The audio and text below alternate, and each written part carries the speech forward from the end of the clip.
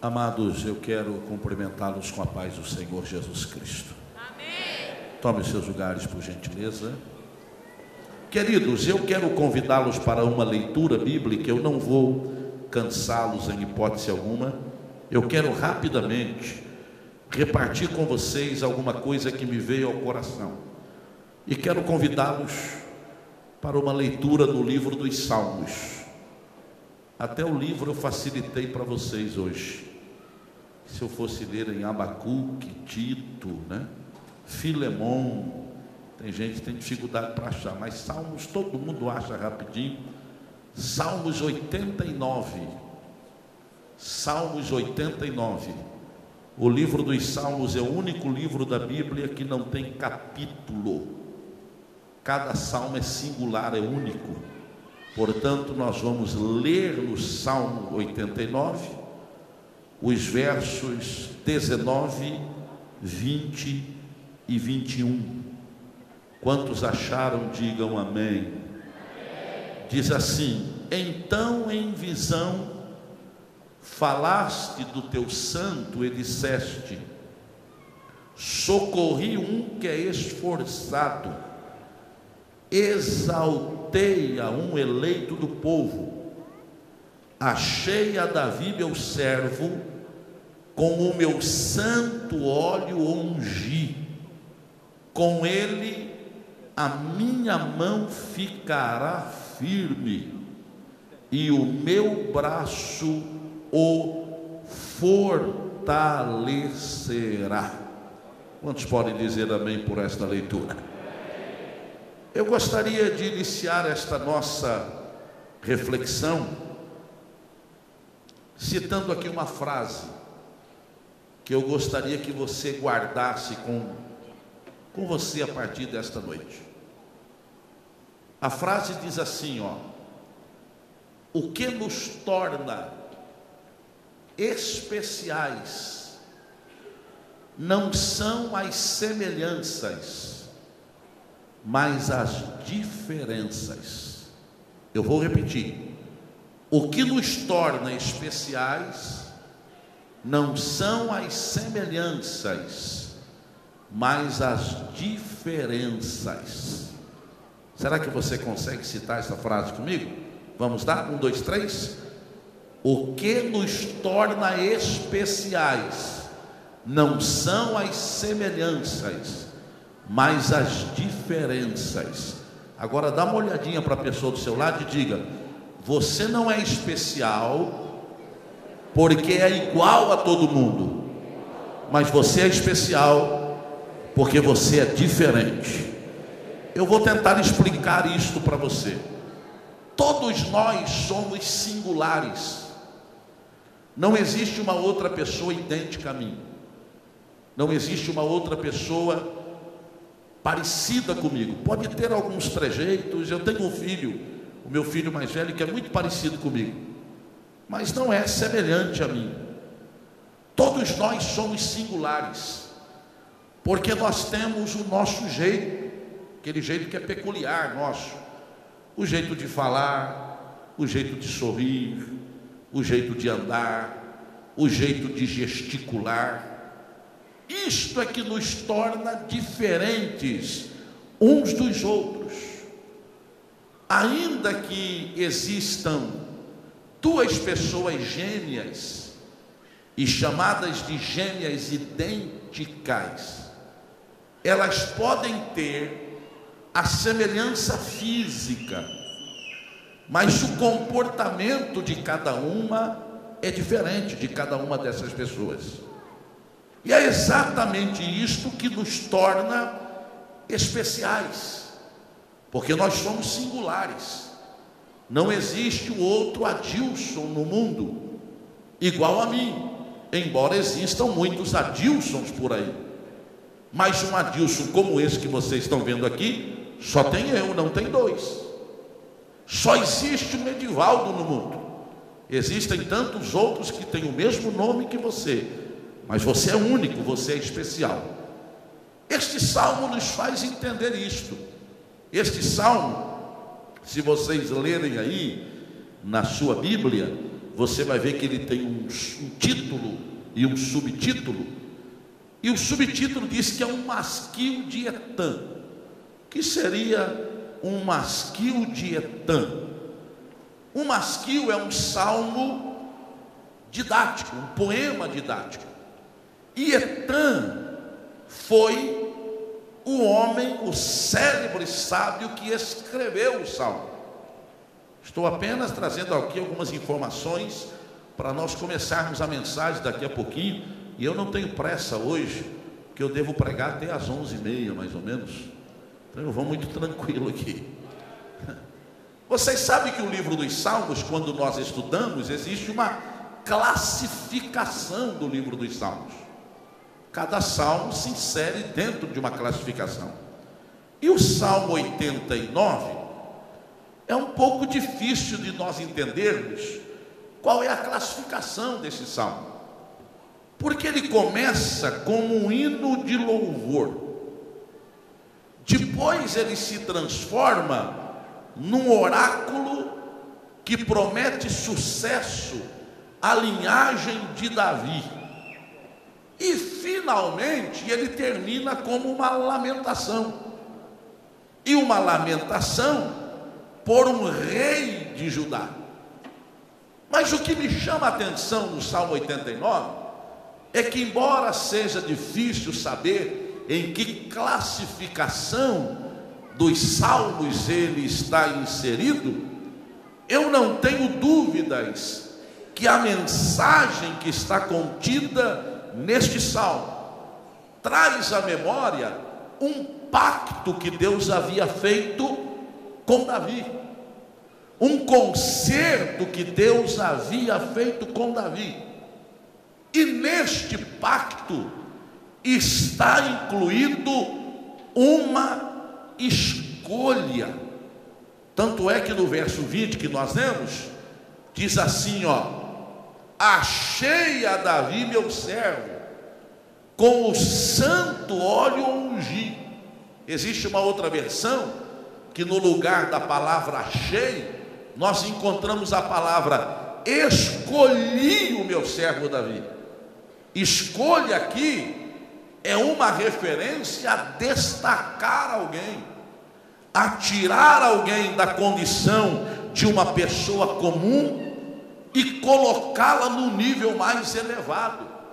Era como se Deus estivesse dizendo: eu escolhi Davi, tirei ele do lugar comum onde ele vivia e o coloquei na condição de rei de Israel. E com relação a Davi, Deus tinha ainda um adendo a mais. Ele dizia, palavras do próprio Deus, que Davi era o homem segundo o seu coração. Quando nós lemos o Salmo 100, dos versos 1 a 3, nós encontramos uma expressão muito interessante. O Salmo 100 diz assim, celebrai com júbilo ao Senhor todos os moradores da terra, servi ao Senhor com alegria e apresentai-vos a Ele com canto. Sabei que o Senhor é Deus, foi Ele e não nós que nos fez povo seu e ovelhas do seu pasto. Jesus Cristo um dia, se referindo aos discípulos, ele disse: olha, não fostes vós que escolhestes a mim, mas eu vos escolhi a vós e vos nomeei para que vades e deis fruto, e o vosso fruto permaneça. Com isso eu entendo que não fomos nós que escolhemos a Deus, mas foi o Senhor quem nos escolheu. Não fomos nós que tivemos a opção de seguir a Cristo, mas foi o Senhor Jesus que nos trouxe para perto dele, e hoje nós somos ovelhas do seu redil. Quantos podem dizer amém por isso? Então, dentro disso, eu entendo que nós somos chamados para fazer a diferença. Eu e você, eu falo hoje, na grande maioria, para jovens, e eu gostaria de dizer a vocês: vocês foram chamados para fazer a diferença. Vocês foram chamados para fazer a diferença. Nós fomos chamados para fazer a diferença. E eu glorifico a Deus, porque o mundo está vendo isto. A igreja de Cristo está fazendo a diferença nestes dias. Agora escute, quais são as características daquele que é chamado para fazer a diferença? E é sobre isso que eu quero falar. E eu brinquei com vocês quando eu disse que eu vou até às 11 horas. Eu vou terminar dentro de 15 minutos mais ou menos, ou 20. As características daquele que foi chamado para fazer a diferença. A primeira característica de quem foi chamado para fazer a diferença chama-se determinação. Há um ditado que diz que a sorte persegue os obstinados. Significa aqueles que defendem uma opinião, aqueles que com persistência abraçam uma causa. É a estes que a sorte persegue. Nós precisamos entender que há hoje uma grande dificuldade, e a psicologia mostra isso de maneira muito clara, que alguém que nós precisamos transpor, uma dificuldade que nós precisamos transpor para alcançar os nossos objetivos. E esta dificuldade chama-se conformismo. Existem pessoas que estão acomodadas, existem pessoas que estão conformadas. Aliás, a própria palavra conformismo, a definição dela é a arte de se acomodar, de não reagir, de aceitar passivamente todas as dificuldades e as barreiras, sejam psíquicas, físicas ou espirituais, que a vida coloca diante de nós. O conformista é aquele que cruza os braços e diz que tudo na vida dele é resultado do destino. Ele diz: eu nasci assim e vou morrer assim. Nascer assim é diferente de querer morrer assim. Você pode ter nascido sem nenhuma possibilidade de prosperar. Agora, aceitar isto de forma passiva é diferente de ter determinação para mudar a sua história e fazer com que a sua vida seja transformada e você se torne um exemplo e um referencial para outras pessoas. A Bíblia é clara com relação a isso. A Bíblia conta a história de um homem chamado Jabes, e ele nasceu e recebeu este nome por causa do sofrimento que a sua mãe teve enquanto estava gestante dele. Tanto é que Jabes no hebraico significa dor. E quando ele nasceu, a sua mãe chama o seu pai e diz: olha, vai lá e registra o nosso filho. Que nome você quer dar a ele? Dá um nome de dor para ele, porque eu sofri tantas dores enquanto estava gestante, que ele vai ter que carregar esse estigma a vida toda. Agora imagine você, alguém chamado dor. Imagine você, se fosse hoje, nos nossos dias, quanto bullying esta criança não ia sofrer na escola. Já pensou você? Como é que é seu nome? Eu me chamo Dor. Se apresentar a uma jovem no momento de querer namorar: oh, tudo bem, gostei de você, você é muito bonitinho, qual é o seu nome? Eu me chamo Dor. E aquilo gerou um estigma em Jabes. Mas sabe o que diz o texto sagrado? Jabes não cruzou os braços por causa disso. Quando ele percebeu que o seu nome poderia ser um estigma na sua vida, e ele teria que carregar isso durante a vida toda, ele mudou a sua própria história. E diz o texto que Jabes foi o mais ilustre dos seus irmãos, porque ele aplicou o seu coração em buscar a Deus. E ele disse: Senhor, se tu me abençoares e fazer com que do mal eu não seja vítima, e ampliares os meus termos. Eu acho interessante que quando a Bíblia fala acerca de Jabes, ele começa fazendo a oração, mas não terminou. Ele disse: se o Senhor me abençoar, permitir que do mal eu não seja afligido, e ampliares os meus termos. Aí o texto sagrado coloca 3 pontinhos lá e diz: e Deus concedeu tudo quanto Jabes havia pedido ao Senhor. Eu tenho uma mensagem de Deus para a sua vida esta noite. Descruze os braços, não aceite as misérias que a vida tem colocado diante de você. Tenha determinação. Deus vai abrir um novo caminho e a sua vida será um sucesso. Dá para dizer glória a Deus? A pessoa do seu lado aí e diga para ela o seguinte: não se conforme com aquilo que a vida te oferece, mas tenha determinação. Deus pode mudar a sua história. Eu estou profetizando aqui esta noite, e eu quero que você tenha sensibilidade de Deus para receber esta palavra. A partir desta noite você não será a mesma pessoa. Deus vai abrir o seu entendimento, Deus vai abrir a sua mente, Deus vai te dar disposição, Deus vai te dar coragem, e você vai mudar a sua própria história e será uma referência para muita gente. Dá para dizer glória a Deus ou é difícil, meu irmão?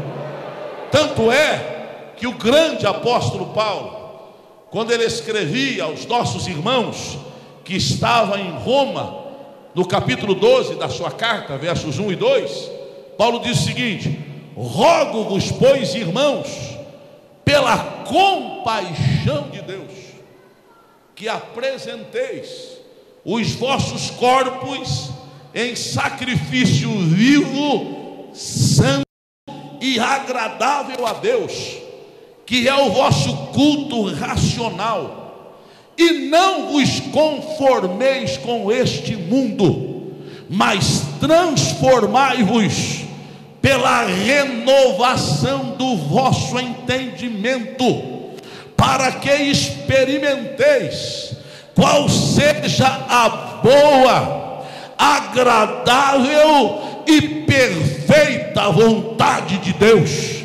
E eu quero acrescentar aqui o que o escritor aos Provérbios diz: a vontade de Deus para nós é que a nossa vida seja um sucesso, porque o escritor aos Provérbios diz: deveras haverá um fim bom, e não será frustrada a sua esperança. Eu estou aqui para dizer a você que o Deus a quem você serve pode dar aquilo que deseja o seu coração. O Deus a quem você serve pode dar aquilo que busca a sua alma. Se você pode crer, solte a sua voz e glorifique a este Deus esta noite.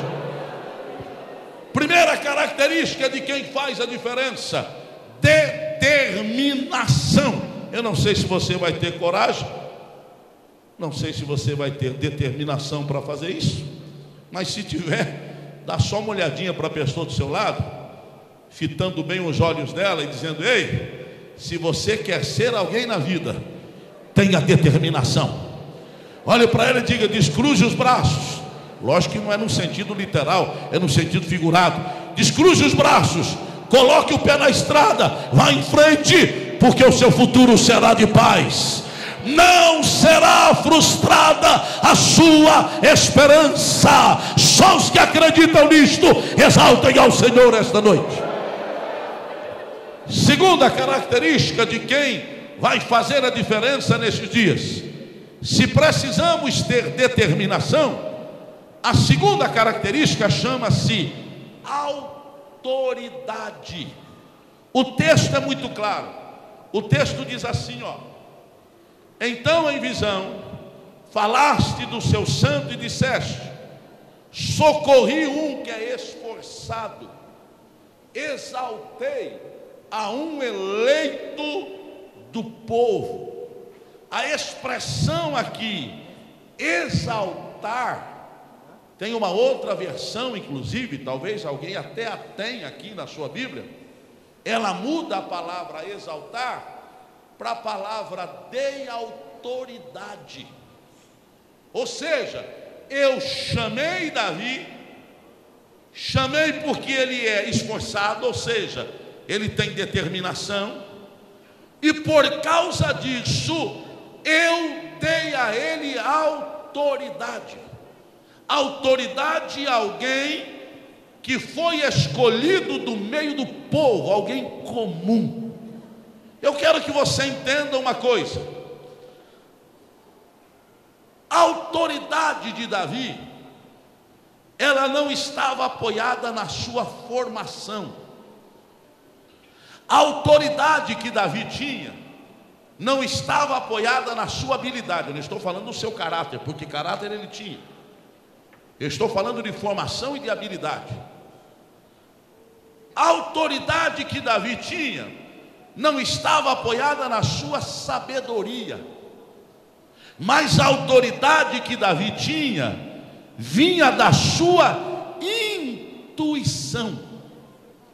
E por que eu digo que vinha da intuição? Acompanhe comigo isto. A intuição de Davi era tão grande que naquele momento marcante da história de Davi, quando ele se sagra diante do povo como um guerreiro, um exímio guerreiro, embora nunca tivesse lutado nenhum tipo de batalha, mas a primeira que ele luta, ele já é tido como um grande vencedor, porque ele vence um gigante que estava afrontando o povo de Deus. Vocês conhecem a história, eu estou apenas avivando a memória de vocês.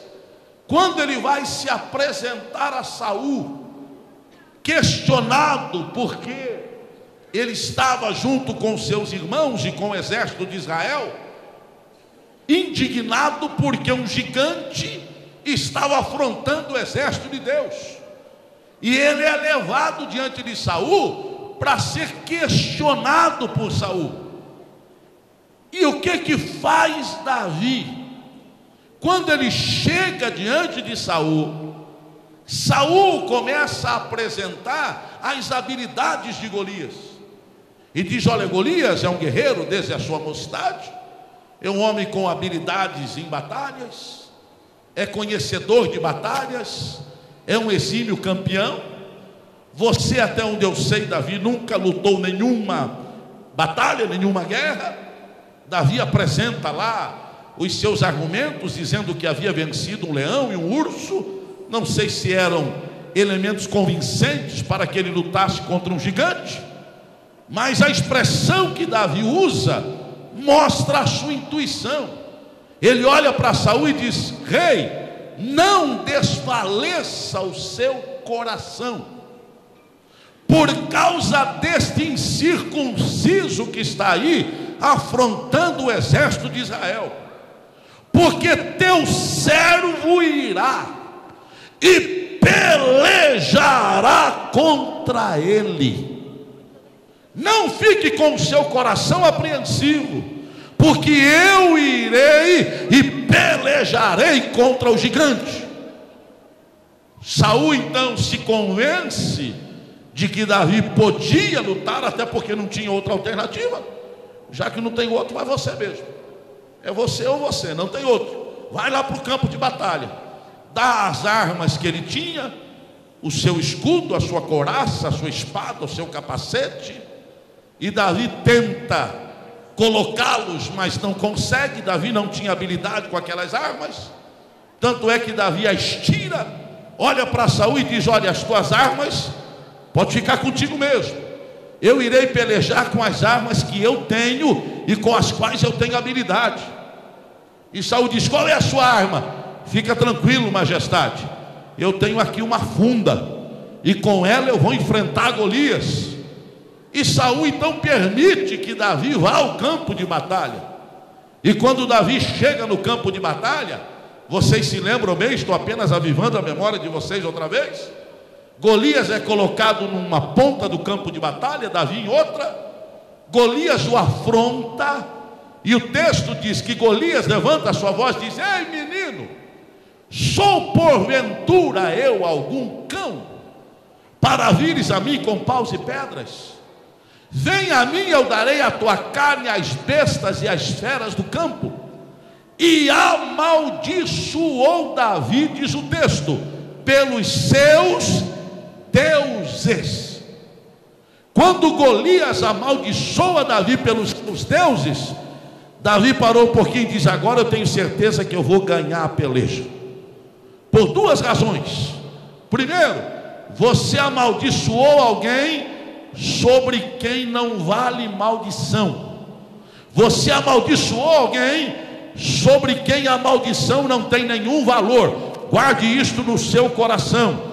Esses pregadores de encantamentos que estão usando os nossos púlpitos por aí, tenho certeza que não aqui, mas Brasil afora por aí, pregando sobre quebra de maldição hereditária, e muita gente está dando ouvido para esta gente, fazendo até processo de regressão para poder quebrar uma maldição de uma, duas, três ou quatro ou cinco gerações passadas, quando não há amparo bíblico para isso. Você diz: pastor, o senhor não acredita em maldição hereditária? Lógico que eu acredito.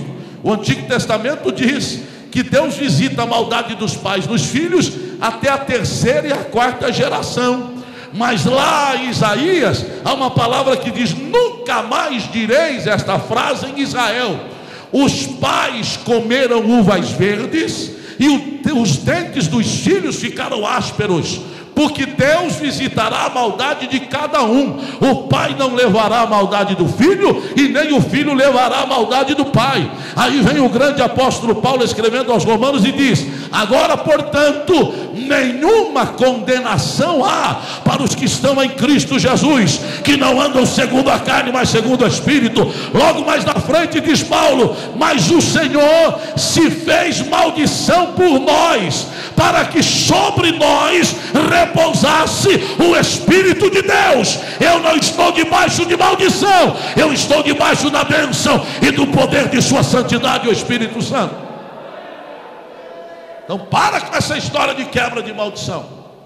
Aí Davi diz: primeiro, você amaldiçoou quem não deveria ser amaldiçoado, ou alguém sobre quem não cabe maldição. Segundo, você precisou usar deuses no plural. E se você usou deuses, é porque todos eles são fracos demais, tanto que você precisa juntar um monte deles para enfrentar um menino como eu. Aí Davi recebe o que? Intuição. Intuição que gerou o que? Autoridade. Davi olha para o gigante e diz: ei, você vem a mim com espada, com lança, com capacete, com couraça, com experiência de guerra. Eu, porém, vou contra ti, em nome do Senhor dos exércitos de Israel. Você vai ver que ainda existe Deus em Israel. E o que é que Davi faz? Coloca a pedrinha na funda, gira a funda, solta a pedra vai e crava na testa de Golias. O que me chama a atenção aqui é que o texto diz que quando a pedra crava na testa de Golias, e entra aí a lei da física, que não pode ser ignorada. Alguém que está de pé e leva uma pancada na sua testa, cai para onde? Cai para trás. Lei da física. Não há como você empurrar alguém pelas costas e ele cair de costas, ele cai para frente. Não há como você dar uma pancada na testa de alguém e ele cair para frente, ele tem que cair para trás. Aí vem novamente esses pregadores de encantamentos e diz aí que quando Davi soltou a pedrinha da funda, Deus mandou um anjo para guiar a pedra. A pedra não podia errar a testa de Golias. Aí Deus mandou do céu um anjo veio lá, pegou a testa. Para de conversa, meu irmão. Davi tinha pontaria. Quando ele se tornou rei em Israel, ele se tornou comandante em chefe do exército de Israel. E o texto diz que havia no exército de Davi um grupo de canhotos, eram 700 homens, que jogavam uma pedra com a mão esquerda e não erravam um fio de cabelo na cabeça. Se alguém tivesse só um fio de cabelo, ele jogava a pedra com a mão esquerda, lambia o fio de cabelo e a pessoa continuava viva. Davi era chefe deste grupo, portanto tinha pontaria. Não foi anjo que guiou a pedra. Davi sabia muito bem acertar a testa de Golias, até porque ela era um alvo fácil, era grande demais. Mas também ninguém me convence que foi a pedra que derrubou Golias, porque o texto sagrado diz que quando a pedra bateu na testa, Golias caiu para frente. Golias caiu com a cara no chão, com o rosto no pó, diz o texto sagrado. Sabe o que eu entendo aí? Quando a pedra bateu na testa, Deus empurrou pelas costas, e Deus disse: vai lá, grandão, você vai ver o que é que recebe aquele que se mete com Deus dos exércitos de Israel. Davi recebe a autoridade de Deus. Eu vim aqui para dizer a você esta noite: há gigantes que vão se levantar no seu caminho, há gigantes que estão se levantando no seu caminho. Não se preocupe, pode lançar a pedra que está aí na sua funda, que Deus vai entrar em ação. Os gigantes vão cair com o rosto em terra, a vitória será sua. Celebre-a nesta noite, em nome de Jesus Cristo. Dá para adorar a Deus ou é difícil? Tanto é que ninguém conhecia Davi até então. Quem conhecia Davi eram os seus irmãos, era o próprio rei Saul, porque Davi era músico dele, e ninguém mais. E Samuel, já vou chegar daqui a pouquinho, mas vamos deixar Samuel para daqui a pouco. Ninguém conhecia. Davi não era um nome popular, mas depois que ele destrói, depois que ele mata Golias, o que aconteceu com ele? Começaram a ovacionar Davi. As mulheres saíam pelas ruas gritando: Saul matou 1000, mas Davi matou 10.000. Saul foi poderoso para colocar 1000 a nocaute, mas Davi 10.000. E foi aquela notícia acerca de Davi que fez com que o coração do povo se apegasse a ele, e no momento em que ele foi constituído rei, toda a nação de Judá o aceitou como rei. Aliás, foi até o mandato de Davi, que o reino do sul e o reino do norte estiveram juntos. Depois de lá, os reinos se separaram, porque Davi tinha o carinho do povo. Escute o que eu vou dizer, uma palavra profética para alguém aqui. Deus vai te dar livramento. O gigante vai ser nocauteado, e quando isto acontecer, a sua fama se elevará, e as pessoas vão começar a te admirar. Não fique soberbo por isto, mas dê glória a Deus, porque é o Senhor mostrando que Ele vai te colocar no lugar excelente e especial. Recebe esta palavra esta noite, e solte a sua voz e glorifique a Deus neste lugar. Aleluia. Dá para dizer amém? Difícil. Então dá uma olhadinha para a pessoa do seu lado e diga: se prepara, meu irmão. Deus tem um lugar excelente para você. Tenha medo não, eu me responsabilizo com a mensagem. É que eu não posso falar para cada um individualmente, só posso falar no coletivo. Por isso que eu estou pedindo para você me ajudar. Mas pode olhar para a pessoa do lado e dizer: Deus vai te colocar num lugar especial. Deus vai te colocar num lugar especial. Dê glória a Deus quando você chegar lá. É propósito, é plano de Deus para a sua vida. Glorifique a Deus esta noite, porque é isso que o Senhor vai fazer. A autoridade que você vai receber de Deus, a autoridade que você vai receber do Senhor, glorifique a Deus quando isto acontecer na sua vida. Terceira característica, eu termino em 5 minutos. Primeira característica de quem faz a diferença: determinação. Segunda característica de quem faz a diferença: autoridade. Terceira característica de quem faz a diferença, sabe qual é? A terceira característica de quem faz a diferença chama-se unção. Eu vou repetir. Terceira característica de quem faz a diferença chama-se unção. O que diz o verso 20 do texto que nós lemos? Salmo 89. Achei a Davi, meu servo, com o meu santo óleo fiz o quê? Com o meu santo óleo, com o meu santo óleo, com o meu santo óleo, com o meu santo óleo. Escute, a unção na história de Davi foi o ato principal para consolidar o plano divino na sua vida. Avivando a memória de vocês de novo, que vocês conhecem a Bíblia mais do que eu. Quando Deus rejeita o governo de Saul, ele chama quem? Chama Samuel. E diz: Samuel, eu não tolero mais Saul. Eu não aguento mais Saul. E eu quero, Samuel, que você unja uma outra pessoa para reinar no lugar de Saul sobre Israel, meu povo. E aí Samuel disse: tá bom, Senhor, quem é que eu vou ungir? O Senhor diz: pega o teu vaso de azeite, encha aí o vaso de azeite, que na verdade era um chifre de carneiro cheio de azeite, e desce até a casa de Jessé, porque eu me provi de um dos seus filhos para ser rei sobre Israel. E Samuel toma o vaso do azeite e vai à casa de Jessé. Quando chega lá, chama Jessé, diz: Jessé, eu vim aqui com uma incumbência. Deus mandou vir na sua casa, porque ele me disse que um dos seus filhos vai ser rei sobre Israel, e eu vim aqui para ungí-lo.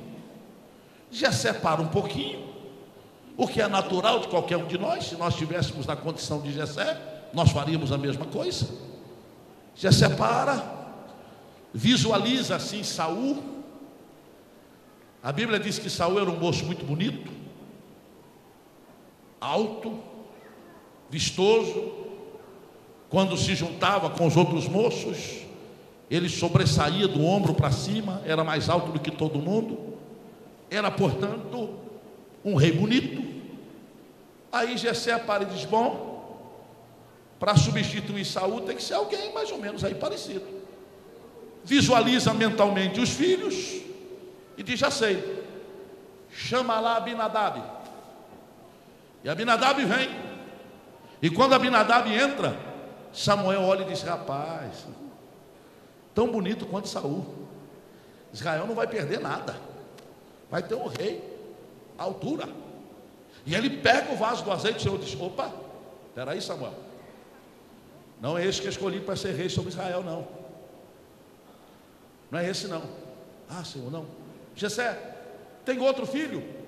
Jessé para e diz: bom, tão bonito quanto Abinadab é Eliabe. Vou chamar Eliabe. Eliabe, entra, meu filho. Entra Eliabe. Samuel para um pouquinho e diz: o Senhor não se engana mesmo. Não perde nada para o primeiro. Pega o vaso do azeite, e quando vai derramar o azeite, o Senhor diz: ei, não é esse não, Samuel, que eu escolhi para ser rei sobre Israel. Samuel olha para Jessé e diz: Jessé, tem outro filho? Jessé para e diz: bom, tão bonito quanto esses dois, acho que não tem, mas deixa eu chamar o terceiro aí. Samar, entra aí, Samar. Samar entra, bonito também. E Samuel é tentado a tomar o vaso do azeite e ungí-lo. E assim acontece com todos os filhos de Jessé. Cada um que entrava, Samuel pegava o vaso, o Senhor dizia: não, não é esse. Tanto é que Samuel, a uma altura, disse: Senhor, eu estou tendo dificuldade, Senhor. Como é que eu vou? Quem é que eu vou ungir? O Senhor disse: Samuel, você olha o lado de fora, eu olho o lado de dentro. Eu conheço o interior, você conhece o exterior, não é esse. Tanto é que quando entrou o último filho, Samuel olhou para Jessé e disse: Jessé, acabaram-se os moços? Você sabe qual foi a resposta de Jessé? Eu acho interessante. Jessé disse: tem umzinho ainda aí, tem aí um menorzinho. Eu não sei nem se, agora essa aqui já é minha, eu não sei nem se vale a pena chamá-lo. Samuel disse: mas como que é o menino? Diz: olha, ele não é nem bonito e nem feio, é um feinho melhorado. Ele é de gentil aspecto. Portanto, se alguém um dia chegar para você e disser que você é de gentil aspecto, estão te chamando por tabela de feinho melhorado. Não aceite isso. Aí Jessé disse: ele é de gentil aspecto. Samuel disse: ele está onde? Está cuidando das ovelhas. Manda chamar o menino, porque nós não nos assentaremos à mesa, não comeremos e nem beberemos, enquanto esse rapaz não entrar por aquela porta. Você já imagina como é que foi o mensageiro que foi levar a notícia para Davi? Diz Davi: olha, tem um homem lá na casa do teu pai, o nome dele é Samuel. Você conhece? Opa, como não? Reverenciamos este homem de Deus. Pois é, ele chegou lá com um chifre de azeite, e diz aqui foi ungido dos seus irmãos, um dos filhos de seu pai, para ser rei sobre Israel. Todos os seus irmãos já passaram por ele, ele não ungiu ninguém, e agora mandou te chamar. Você já imaginou como é que ficou o coração de Davi até entrar em casa? Quando Davi entra em casa, o Senhor diz o seguinte: Samuel, é este que eu escolhi para ser rei sobre Israel. E aí sabe o que diz o texto? Primeiro livro de Samuel, capítulo 16, verso 13, depois você confirma. Diz assim: quando Davi chegou, sabe o que aconteceu? É o que diz o verso: Samuel tomou o vaso do azeite e ungiu-o no meio dos seus irmãos, e desde aquele dia em diante o Espírito do Senhor se apoderou de Davi. Samuel derramou o azeite e o Espírito do Senhor se apoderou de Davi. É por isso que o verso diz: achei a Davi o meu servo, e com o meu santo óleo ungi. Tem uma outra versão que diz: ungi com o azeite sagrado, uma alusão clara à unção do Espírito Santo. Davi foi ungido com o azeite que Samuel trazia, o que o capacitou e o habilitou para exercer a função de rei. Mas junto com a unção do óleo que estava no chifre que Samuel trouxe, veio a unção de sua santidade, o Espírito Santo, que é a unção que nos torna diferentes. Dá para dizer glória a Deus? É difícil. É por isso que o grande apóstolo João, quando escrevia a sua primeira epístola, no capítulo 20, no capítulo 2, no verso 20, ele diz o seguinte: e vós tende a unção do santo, vós tende a unção do santo e sabeis tudo. Eu acho interessante que eu já vi muita gente aí que não foi na nossa igreja, graças a Deus, mas usar esse verso aí para começar a ungir pessoas. E usa o verso dizendo o seguinte: vós tendes a unção dos santos, mas não está no plural lá. A unção a que se refere João não é a unção que nós temos, mas é a unção que nós recebemos. E de quem nós recebemos? Tanto que santo lá, se você procurar na sua Bíblia, está escrito com letra maiúscula, uma referência à sua santidade, o Espírito Santo. Era João dizendo o seguinte: nós temos a unção do Espírito Santo, e se temos a unção do Espírito Santo, nós sabemos tudo. Dá para dizer glória a Deus? É difícil. Agora olha aqui, vou terminar, falta 1 minuto.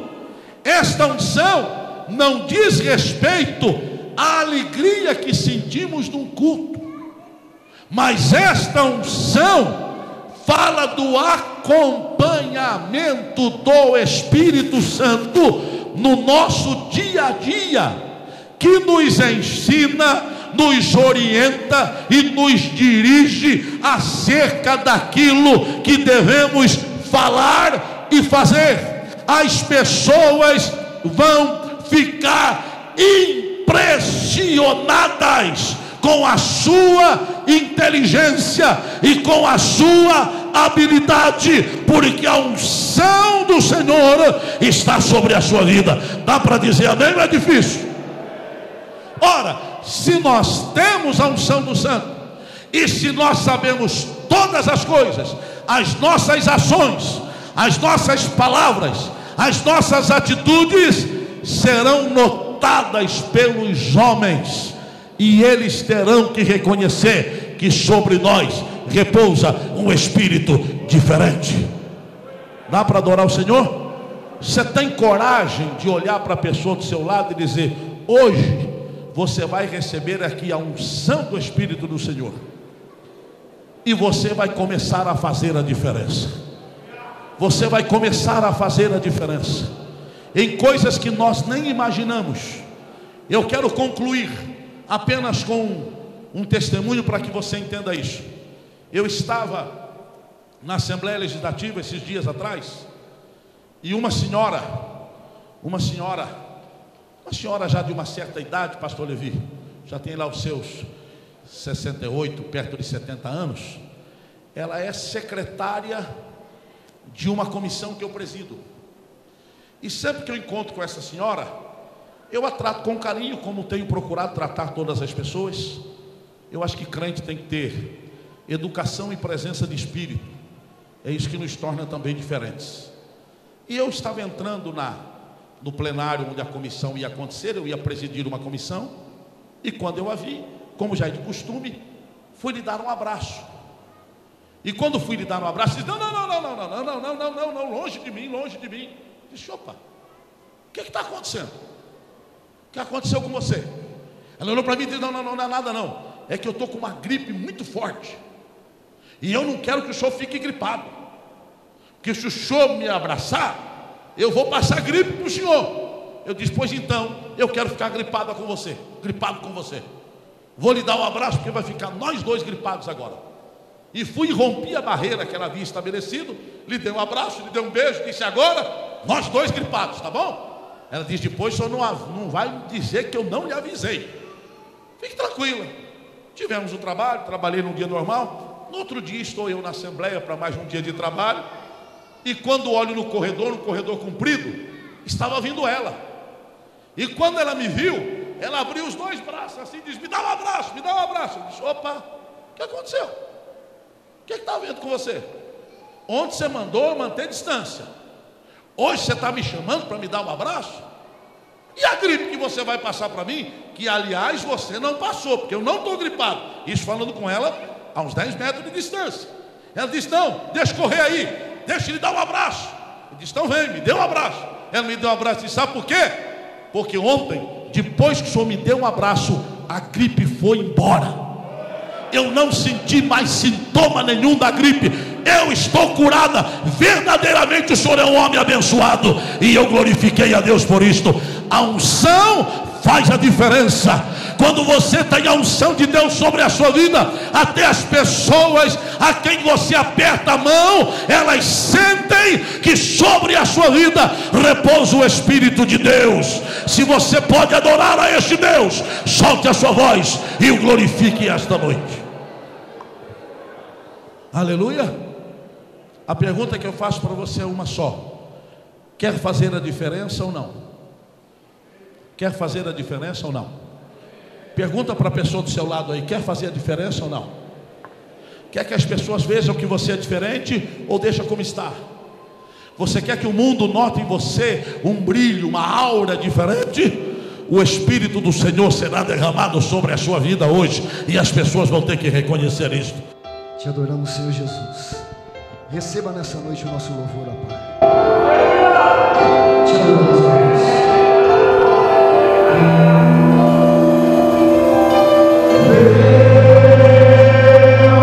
Poderoso, grande, minha vida está em tuas mãos.